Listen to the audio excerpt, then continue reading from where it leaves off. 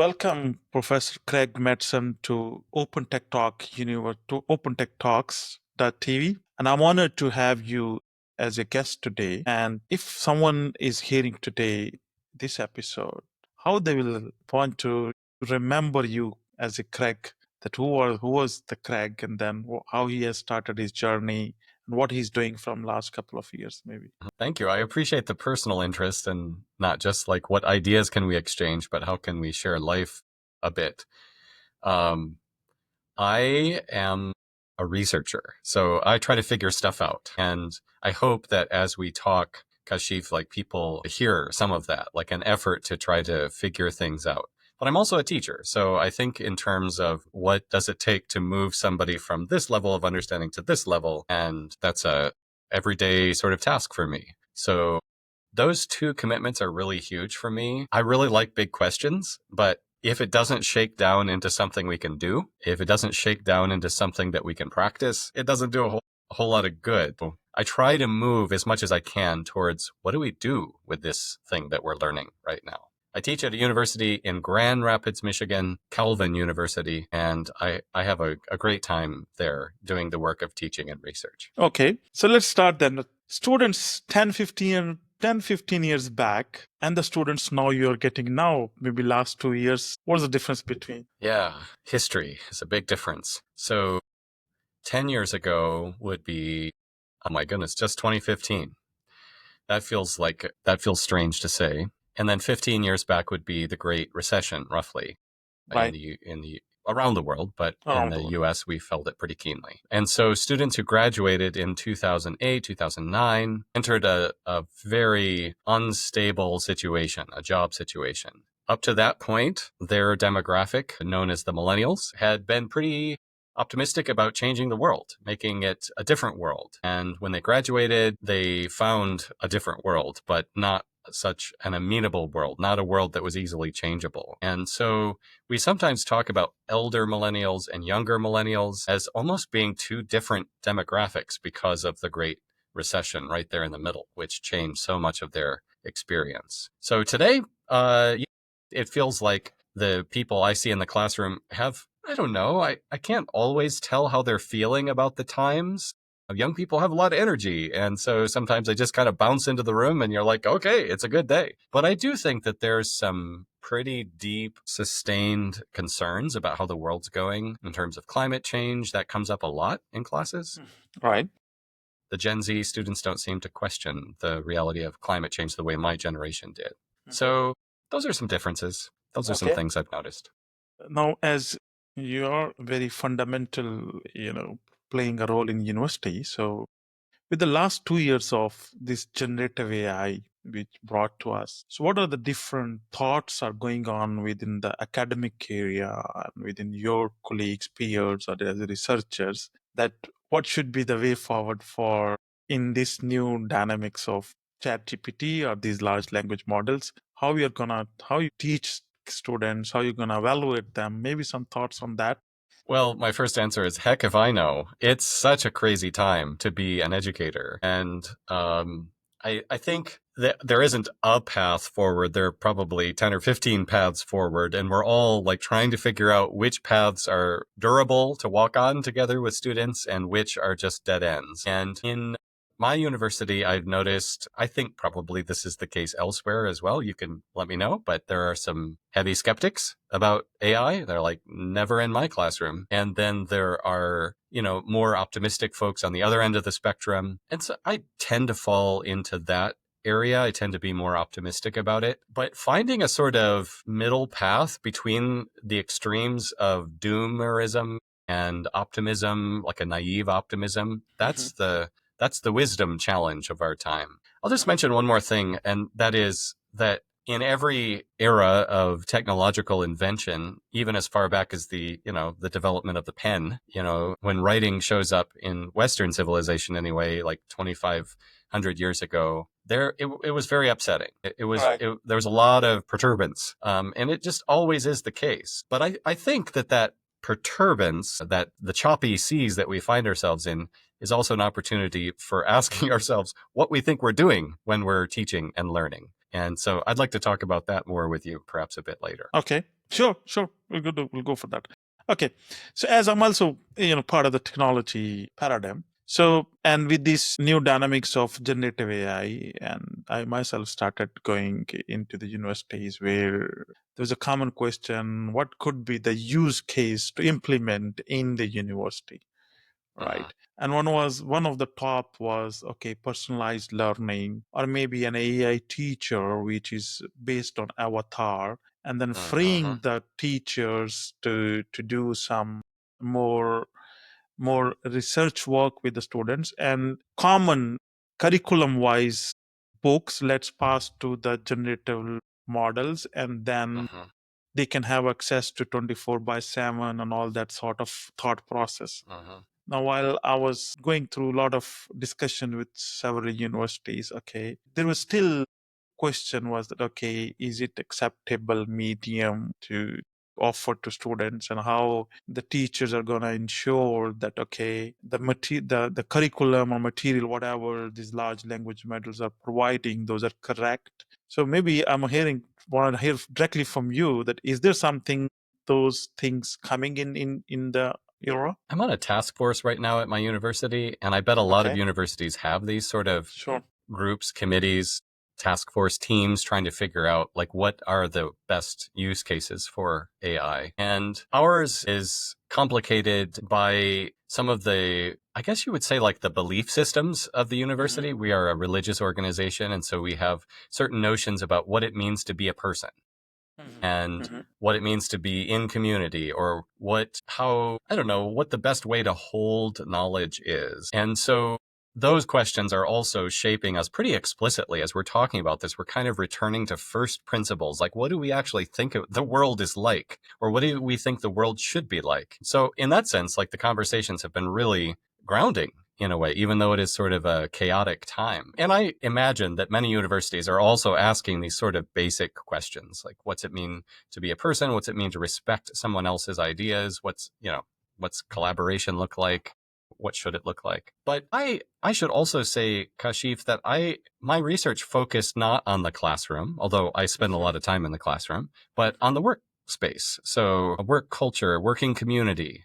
And my guide in that has often been the writer Ethan Malik, who wrote a book called Co-Intelligence last year, I think. And he's helped me to think through like, how in the workspace, the workspaces of our lives, because so much of us, we work remotely. What roles should AI play in those spaces? And one of my fundamental commitments is something I learned from Malik, and that is that we should collaborate with large language networks. They should be a part of whatever formula, whatever procedures we're working in. They should be in the mix, so to speak. They're invaluable tools. But at the same time, we have a calling to, as Malik puts it, be the human in the loop. Right. And so one of my challenges, whenever I do discern a use case, I want to ask myself, is this going to help me? Is this going to habituate me to be the human in the loop? Or am I relinquishing some of my human responsibility? So I think that's one sort of guiding question for me is, what's the best way, whatever the use case, what is the best way to sort of stay human? Okay. Now, I think you brought a very, very good point. And you are so hinted to shift to the discussion of to the workplace where your more focus is, and then you did a research. So now let's maybe expand this discussion, which you mentioned human in the loop. So maybe if last 2 years of your research or something which you are observing, or some of the findings in the specifically from a workplace, you're right. Either you're going office or working remotely, but these are the challenges right now with the modern knowledge workers also started facing it. That even, I mean, just an example, if someone is writing email or something with his own, not using any language model, but it's nowadays started being perceived that anything good written is being used with those models. Yeah, interesting. That's very interesting. Yeah, one of the chapters in my book, Digital Overwhelm, addresses the crafting of emails. And because it's a big problem, we have too many. We invented this platform to heighten efficiency in the workplace, and we intensified the work and created kind of the inefficiency of feeling like we got to somehow zero out our inboxes, which is an impossible task. So yeah, in my book, I recommended that as often as we can, when we're practicing technologized communication or digital communication, that we think about our actual practices and dynamics of speech. So to put it really simply, write an email like you talk, like use your vocal inflections, so to speak, in your writing. And I think one of the things I'm noticing as I'm seeing people using AI, it does have a polish to it, and it does have a kind of excellence grammatically, and maybe in a certain sense, there's a certain kind of efficiency of style. But what can be lost if you don't create your prompt well enough is that sense of voice, that sense of presence. And so yeah, I guess I would encourage people either to write their own damn emails and, put their voice in it, or if they are working with AI, do so collaboratively. I often write with AI, but it almost never sounds like me. And so I'm not saying it will never sound like me. It's conceivable that AI can sort of figure me out well enough. That's not hard to imagine at all. But whether you're doing a really in-depth collaboration with AI or whether you're writing it freshly with a blank email in front of you, my recommendation is listen for 4 things in your email: force, pitch, quality, and time. So your voice has a certain force to it. Like some people speak very loudly, some people habitually speak very quietly. What is the force that you want to be using in this email? Pitch. Pitch is often the way that we share ourselves with other people, like when we laugh, right, or when we are angry, or when we're really tired or something, our pitches go down. So including kind of an attention to the frequency or the pitch variation in your email. Is it really boring, or is there like vocal dynamics to it, and so forth? I'll just quickly cut to the last one, time. Thinking about the pacing of your email, the cadence of it. And that could be at a micro style level of like the length of your sentences. It could also be in the kind of relational style of your email. Is it that you're expecting an answer within 45 seconds? Or are you sending it after hours, or, all those kind of timing considerations. The larger point is think about how your email sounds, whether you're writing it with AI or whether you're writing it on your own. What is the vocal quality of your email? I think that's one good way to stay human as we do that sometimes depersonalizing thing of email. Very wonderful, the 4 things you shared it, and I believe that's also documented in your book. Yes, it is. Yeah. Each of the chapters is followed by a sort of half chapter, I call it, like a workshop. And the material I just shared is a part of one of those half chapters. Yeah. No, I liked Thanks it. for looking at it. I liked it. Anyone who's listening from audience, and you rightly said, the system which we're using nowadays is this system, right? Writing an email. And that's the fundamental to do that one. And that's a very good takeaway from your side. Okay. So maybe something else. What other we can get it from your book? My book, I interviewed 47 quarter life professionals. Quarter life is a category that means people in the sort of quarter period, the first quarter of their career. And that's roughly ages 22 to 40.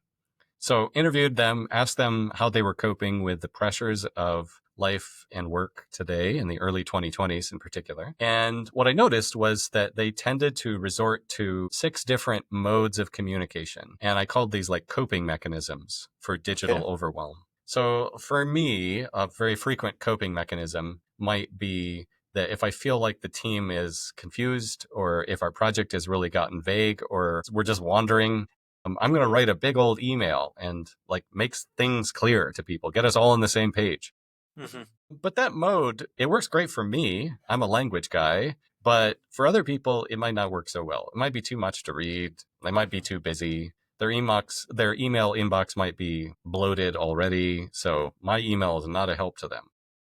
Other people, they deal with digital overwhelm by saying, you know what we need? We just need a face-to-face conversation. Let's get on a Zoom call, or let's meet in person. I love this mode too. I mean, I think it's great, but it's also, for some people, I found that it could be a really tricky business to have a one-on-one conversation. It Right. could be tricky if you're a person of color, or if you're a woman, or if you're a trans person or something. Yours might obligate you to code switch or to manage the social rules of the situation in tricky ways.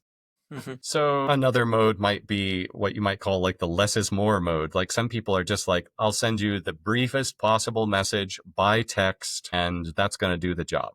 And again, it's really great. It's efficient.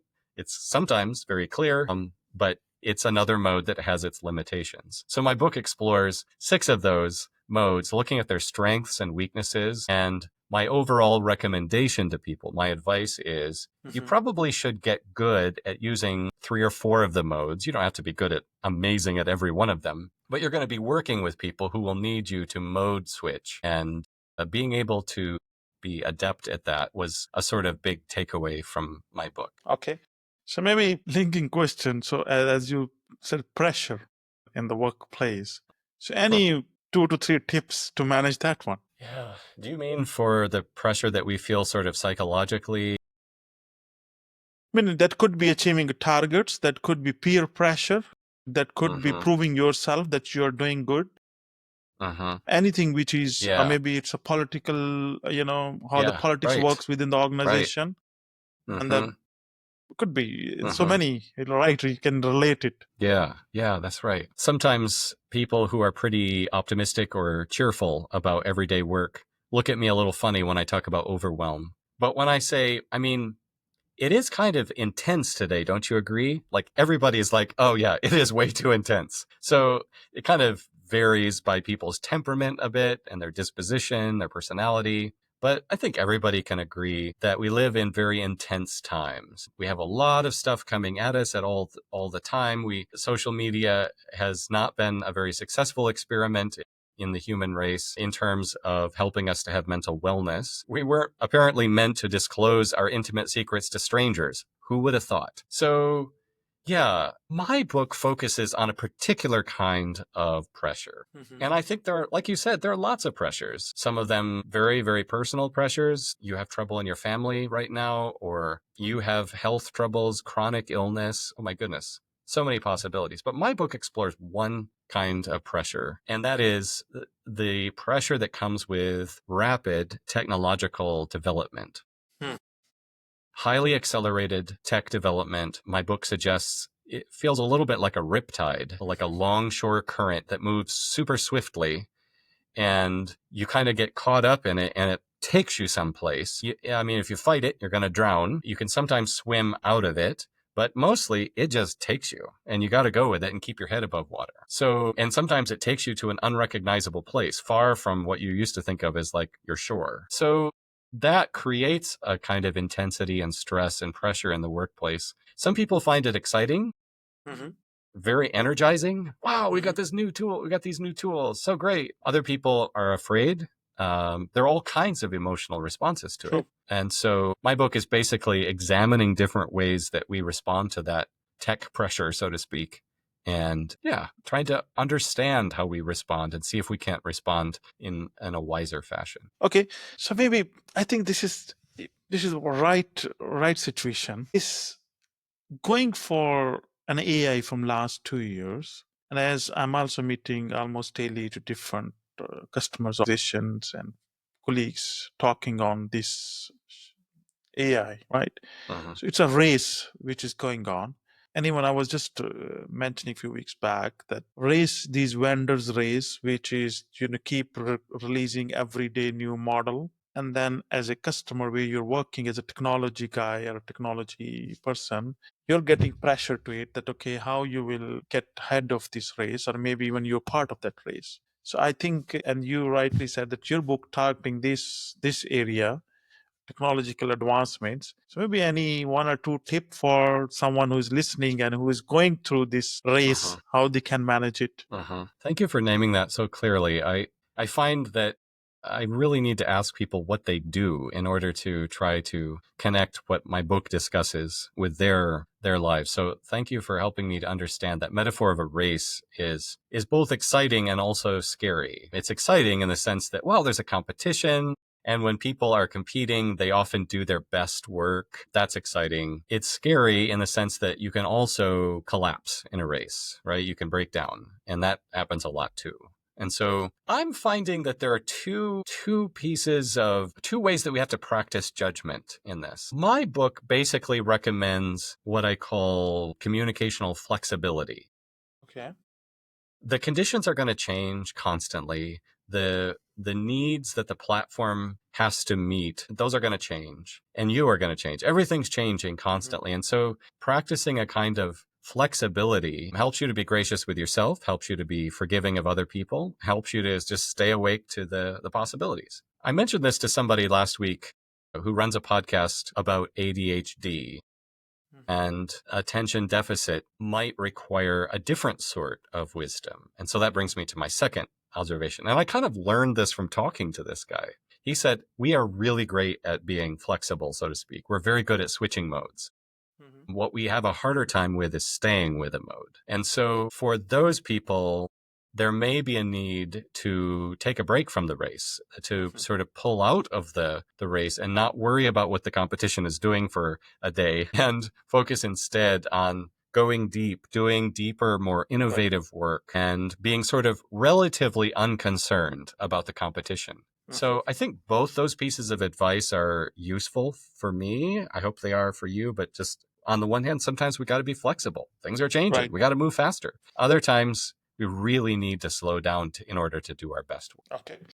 How's that sound to you? No, that's true. Right. I think so. And Okay. now, okay, before we moving to the conclusion of our session, maybe a couple of questions on how do you see with these technological advancements in the field, which is your primary area of teaching? So, how do you see next 2 to 5 years? Can I be impact more with the AI?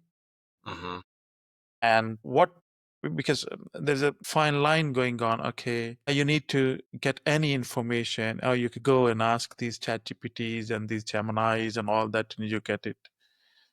And then, so keeping in this context of advancement so rapid, how the teaching and the universities maybe looking forward to next 2 to 5 years. Well, I'm not an expert in this. I will give you some guesses. I'll give you Yeah, some yeah. I hunches mean, that I have. It's a very unfamiliar territory. But I think two things seem important to me. One that I found myself doing is really focusing in on process and worrying a little less about outcome in the classroom. okay.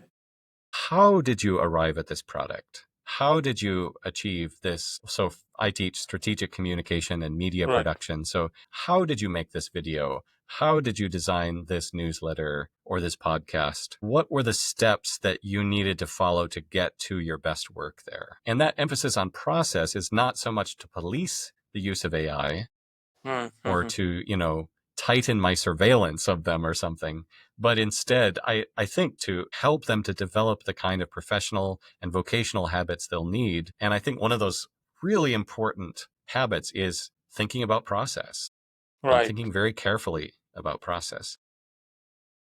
Mhm. The second thing I would recommend is something I was just reading about this morning, and that is to see AI as a chance to practice metacognition. So metacognition is a big word for just thinking about thinking. And I think we have a rich opportunity in this time when large language networks are doing something very like thinking, eerily like human thought, and doing it a lot faster than humans can do. So what are we doing when we think? And I think in a communication course, like I often find myself in, you could ask the same questions about communication itself. Like, what are we doing when we talk to each other? It is different. There's something qualitatively different about holding a dialogue with, something like Perplexity or Claude. But there are similarities too. And so what are we doing when we think and when we speak? I think this moment is a really important chance for us in the classroom and around the classroom to say, yeah, what's going on there? And I think that sort of metacognitive thinking and meta communication can be really resourceful and generative.